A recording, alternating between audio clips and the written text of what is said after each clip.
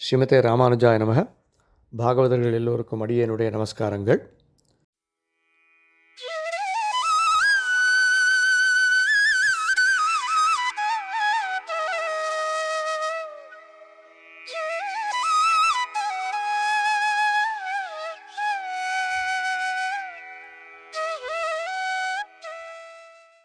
இந்த ராமானுஜர் குவிஸில் முதல் கேள்வியில் பவிஷ்யத் ஆச்சாரியன் விக்கிரகத்தை பற்றி நாம் பேசினோம். இன்றைய கேள்வியின் பதில் அதன் தொடர்ச்சி என்றே சொல்லலாம். மதுரகவியாழ்வார் தாமிரபரணி நீரை காய்ச்சி அதிலிருந்து பெற்ற நம்மாழ்வார் விக்கிரகம் திருக்குருகூரில், அதாவது இன்றைய ஆழ்வார் திருநகரியில் உற்சவராக உள்ளது என்று முன்பே பார்த்தோம். மதுரகவியாழ்வார் தான் முதலில் தாமிரபரணி நீரை காய்ச்சிய பொழுது பெற்ற பவிஷ்யத் ஆச்சாரியன் விக்கிரகத்தை தன்னுடைய இல்லத்தில் நெடுநாள் ஆராதனை செய்து வந்தார். பின்னர் பரம்பரையாக அவர் வம்சத்தில் ஆராதனை செய்யப்பட்டு வந்தது. பின்னர் நாதமுனிகள் திருவாய்மொழியை தேடி திருக்குருகூருக்கு வந்தார். அப்பொழுது மதுரகவியாழ்வாரின் வம்சத்தில் வந்த பராங்குசதாசர் என்பவரிடமிருந்து கண்ணினின் திருத்தாம்பு உபதேசம் நாதமுனிகள் பெற்றார். அதன் பின்னர் நாதமுனிகள் கண்ணினின் திருத்தாம்பை 12,000 முறை பாராயணம் செய்து நம்மாழ்வாரிடமிருந்து 4,000 அருளிச் செயல்களையும் பெற்றார். இதை அறிந்த பராங்குசதாசர் பவிஷ்யத்தாச்சாரியன் திருவுருவை நாதமுனிகளிடமே கொடுத்து விட்டார். பின்னர் உய்யக்கொண்டார், மணக்கால் நம்பி, அதன் பின் ஆளவந்தார் அந்த திருவுருவை ஆராதனை செய்து வந்தனர். ஆளவந்தார் ஸ்ரீரங்கத்தில் இருந்து கொண்டு பவிஷ்யத் ஆச்சாரியன் விக்கிரகத்தை ஆராதனை செய்து வந்தாலும் அவருக்கு தான் இன்னும் பவிஷ்யத் ஆச்சாரியனை நேரில் காணவில்லை என்ற வருத்தம் இருந்து வந்தது.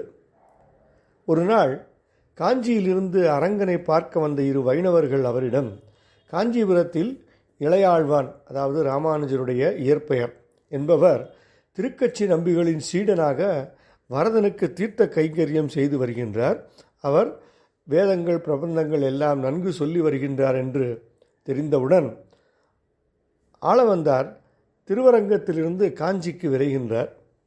அத்திகிரி வரதன் திருக்கோயில் திருமடைப்பள்ளி வீதியில் திருப்புற்றுக்கு, அதாவது திருவனந்தாழ்வான் சந்நிதி, அதற்கு எதிரே கிழக்கே உள்ள கரியமாணிக்காழ்வார் சந்நிதி முன்பு கடைசி படியிலே ஆளவந்தார் அமர்ந்திருக்க, அப்பொழுது திருப்புற்றுக்கு கிழக்காக இளையாழ்வார் எழுந்தெழி நிற்கின்றார். திருக்கச்சி நம்பிகள் ஆளவந்தாருக்கு இளையாழ்வாரை அடையாளம் காட்டுகின்றார். இப்பொழுது இன்றைய பாசுரத்தை பார்க்கலாம். ஆமுதல்வன் இவன் என்று தத்தேற்றி என் நாமுதல் வந்து புகுந்து நல்லின் கவி தூமுதல் பத்தற்கு தான் தன்னை சொன்ன என் வாய் முதலப்பனை என்றும் மறப்பனோ. இந்த பாசுரத்தின் பொருளாவது நம்மாழ்வார் சொல்வது, திருவாய்மொழி பாடுவதற்கு இவன்தான், அதாவது நம்மாழ்வார்தான் தகுதியானவன் என்று எம்பெருமான் முடிவு செய்தான். உடனே அவன் என்னுடைய நாவில் வந்து புகுந்து நித்திய சூரிகளுக்கும் முக்தர்களுக்கும் கூட போக்கியமாக இருக்கும்படி தானே திருவாய்மொழியை பாடினான். ஆனால் அதை முடித்தவுடன் ஆழ்வார்தான் பாடினார் என்று சொல்லும்படி அருள் செய்கின்றான் எம்பெருமான். இந்த கருணையை மறக்க முடியுமோ என்று சுவாமி நம்மாழ்வார் இப்பாசுரத்தில் சொல்கின்றார்.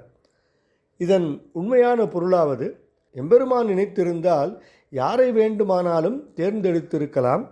ஆனால் சுவாமி நம்மாழ்வாரை தேர்ந்தெடுத்தது எம்பெருமானின் நிர்ஹேதுக கிருபையே. அதனால் எம்பெருமானை ஆழ்வார் இந்த பாசுரத்தில் அப்பன் அல்லது உபகாரகன் என்று அழைக்கின்றார். இப்பொழுது நம்முடைய கேள்வியின் பதிலுக்கு மீண்டும் வரலாம். ஆளவந்தார் இளையாழ்வாரை பார்த்தவுடன் ஒரு நிமிடம் கண்ணை மூடி தியானம் செய்தார். தியானம் செய்து முடித்தவுடன் திருக்கச்சி நம்பிகள் அவரை இப்பொழுது ஏன் தியானம் செய்தீர் என்று கேட்க, ஆளவந்தார் தான் திருவாராதனம் செய்யும் பவிஷ்யத் ஆச்சாரியனின் விக்கிரகமும் இளையாழ்வாரின் உருவமும் ஒத்துப்போகின்றதா என்று நினைத்தேன் என்று கூறினாராம். திருக்கச்சி நம்பிகள் என்ன ஆயிற்று என்று கேட்க, ஆளவந்தார் அவரிடம் ஆமுதல்வன் இவன் என்று கண்குளிர கடாட்சித்து விட்டு மீண்டும் திருவரங்கத்திற்கு திரும்பிச் செல்லுகின்றார். இப்படியாக ஆளவந்தார் எம்பெருமானாரை அடையாளம் காட்டினார் இப்பாசுரத்தின் மூலம்.